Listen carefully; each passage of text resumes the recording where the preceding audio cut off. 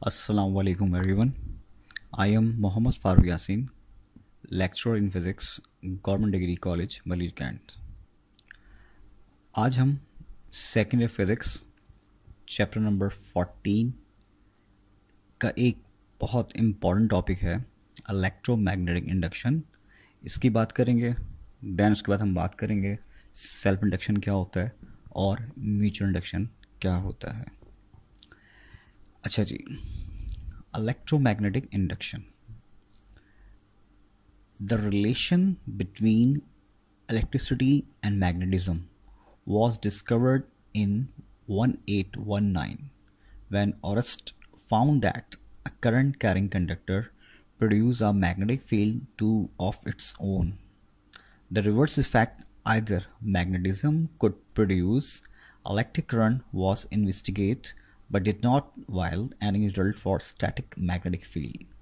The effect that electric current could be produced by changing magnetic field was discovered independently in 1831 by Michael Faraday in England and by Joseph Henry in USA. This effect is called electromagnetic induction. देखिए, electromagnetic induction को समझने से पहले हम बात करते हैं। Actually 1819 में ऑरेस्ट ने एक्चुअली एक करंट कैरिंग कंडक्टर के क्रॉस मैग्नेटिक फील्ड को फील किया, जबकि इसके बाद बहुत से एक्सपेरिमेंट परफॉर्म किए गए। माइकल फैराडे ने परफॉर्म किया, जोसेफ हेनरी ने परफॉर्म किया, और उन्होंने फिर एक इफेक्ट नोट किया कि the effect that electric current could be produce by changing magnetic field. ठीक है, यानी एक्चुअली आपने इस चैप्टर नंबर 40 में पढ़ा था कि जब कोई चार्ज रेस्ट की फॉर्म में होता है तो उसके सराउंडिंग होती है सिर्फ और सिर्फ इलेक्ट्रिक फील्ड, बट जब यही चार्ज मूविंग फॉर्म में होता है तो इसके पास इलेक्ट्रिक फील्ड भी होती है एज वेल एज ये ऑक्यूपाई करता है मैग्नेटिक फील्ड भी। बट अगर आपके पास करंट कैरिंग कंडक्टर हो तो उसके क्रॉस सिर्फ और सिर्फ मैग्नेटिक फील्ड होती है। ठीक है, तो अब आगे चलते हैं। तो इलेक्ट्रोमैग्नेटिक इंडक्शन बेसिकली है क्या? देखिए, सिंपल आपको यहाँ पे इस डायग्राम में दिखाई दे रहा होगा कि आपके पास ये एक कॉइल, जिसको आप इंसुलेटेड कोटेड कॉइल है, इसके क्रॉस किसी भी किस्म की कोई भी पावर सप्लाई मौजूद नहीं है। यहाँ पे आपने कनेक्ट किया हुआ है गैल्वानोमीटर। गैल्वानोमीटर के बारे में आपको पता है कि गैल्वानोमीटर एक बहुत ही सेंसिटिव डिवाइस है जो सर्किट में करंट को और वोल्टेज को मेजर करने के काम आता है। अच्छा, इस कॉइल और कंडक्टर के क्रॉस हम एक मैग्नेट, बार मैग्नेट को मूव करवा रहे हैं। तो जब आप इस बार मैग्नेट को इस कॉइल के अक्रॉस मूव करवाएंगे तो एक्चुअली से होता है क्या? उससे सिंपल ये होगा कि बार बार जब इस कॉइल के अक्रॉस आप इस मैग्नेट को मूव करवा रहे होते हो तो बार बार मैग्नेटिक फील्ड क्या होती है? चेंज होती है। और due to the change of magnetic field इस कॉइल के अंदर पैदा होती है इंड्यूस ईएमएफ, और इस इंड्यूस ईएमएफ की प्रोडक्शन की वजह से इसमें पैदा होता है इंड्यूस करंट। और इस पूरे मैकेनिज्म को, इस पूरे प्रोसेस को, इस पूरे फिनोमेना को हम कहते हैं इलेक्ट्रोमैग्नेटिक इंडक्शन। यानी आप कह सकते हैं when we change flux across any conductor, induced EMF will be produced. Due to the production of induced EMF, induced current also produced, and the whole phenomena is known as electromagnetic induction. ठीक है, तो यानी कि electromagnetic induction क्या हुआ कि whenever there is a changing magnetic link with a circuit, an EMF is induced called induced EMF. This induced EMF produces an electric current called induced current, and the phenomena is called electromagnetic induction. Okay, clear? Got it? अब आगे बात करते हैं self induction क्या है। देखिए, what is self, यानी खुद। अब सेल्फ इंडक्शन में क्या होगा, ये देखिए आपके पास एक कंडक्टर है। अब इस कंडक्टर के क्रॉस आप मैग्नेटिक फील्ड को चेंज करेंगे। कैसे? हम यहाँ पे चेंज करेंगे करंट को। जाहिर सी बात है, करंट जब आप चेंज करोगे तो आप पढ़ के आ चुके, करंट कैरिंग कंडक्टर से जब करंट पास होता है तो उसकी सराउंडिंग क्या होती है? मैग्नेटिक फील्ड होती है। जब बार बार आप करंट को चेंज करोगे तो उसकी मैग्नेटिक फील्ड क्या होगी, चेंज होगी। तो बार बार मैग्नेटिक फील्ड चेंज होने की वजह से इस कॉइल के अंदर अगर इंड्यूस ईएमएफ पैदा हो जाए तो उसको हम कहते हैं सेल्फ इंडक्शन। यानी when current is change in a coil, it set up a changing magnetic field. This changing magnetic flux induce an EMF in a coil itself. This phenomenon is called self-induction.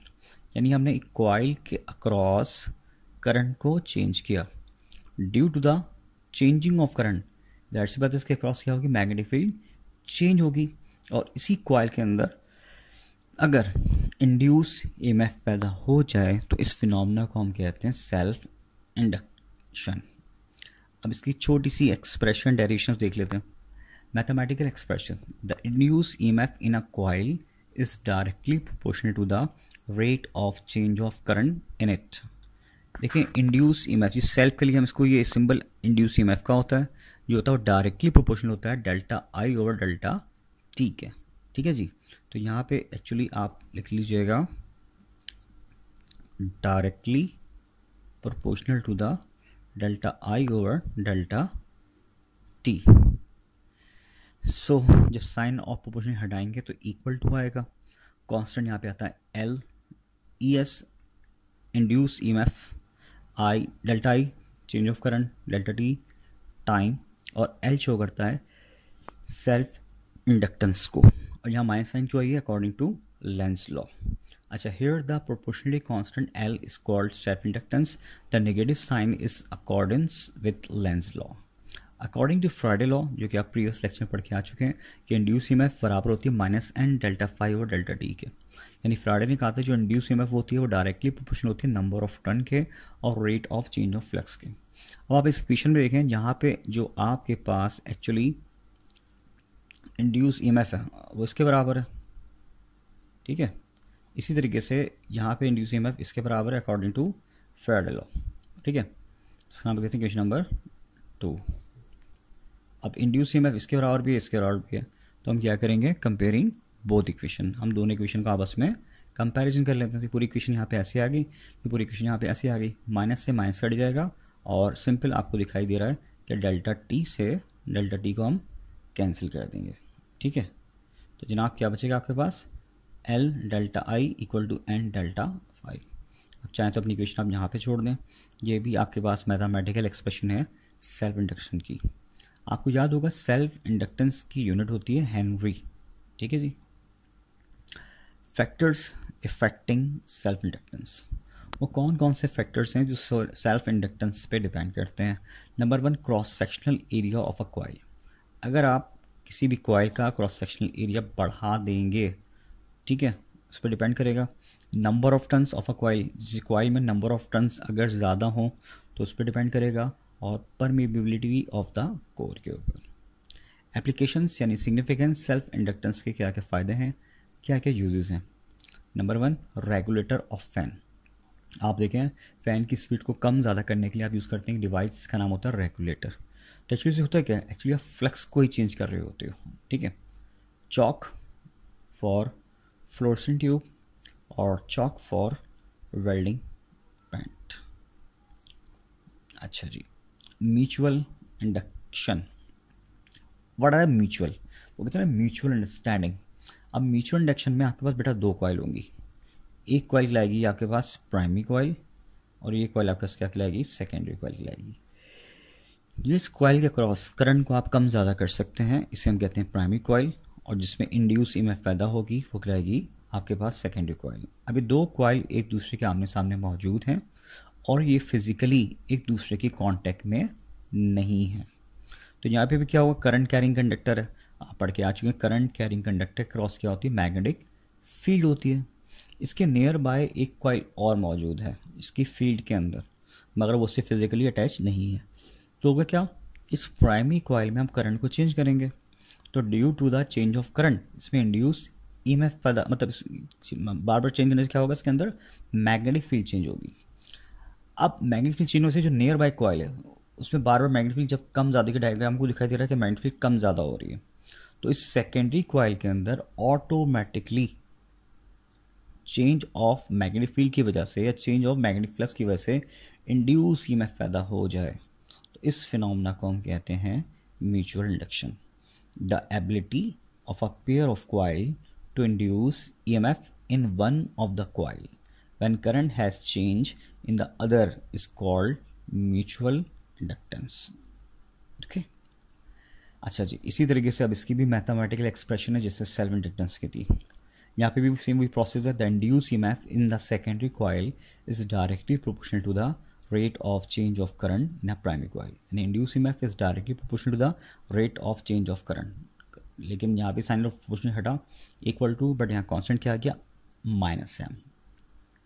ये induce EMF को show कर रहा है, m show कर रहा है mutual inductance को, delta आई over delta T ऐसे आ गया।